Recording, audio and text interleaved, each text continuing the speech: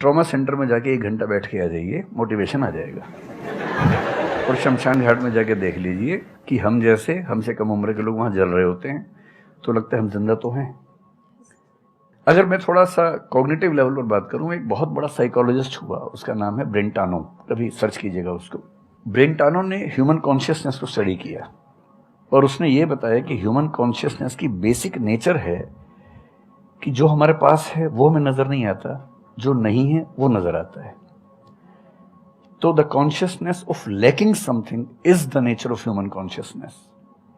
इसलिए इसी बात को एक शेर में, बहुत प्रसिद्ध शेर में कहा गया है, दुनिया जिसे कहते हैं जादू का खिलौना है, मिल गया सो मिट्टी है, नहीं मिला वो सोना है।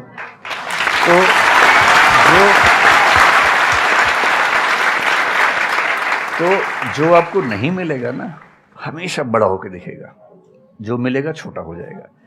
तो ईमानदारी इसमें है कि जब जब डिमोटिवेशन और डिप्रेशन हो, एक कागज लेके बैठ जाइए और एक तरफ लिखिए मेरी जिंदगी में ऐसा क्या क्या है जो दूसरों के पास नहीं है। पेज भर जाएगा पूरा। तो जो है उस पर ध्यान दीजिए और एंजॉय कीजिए।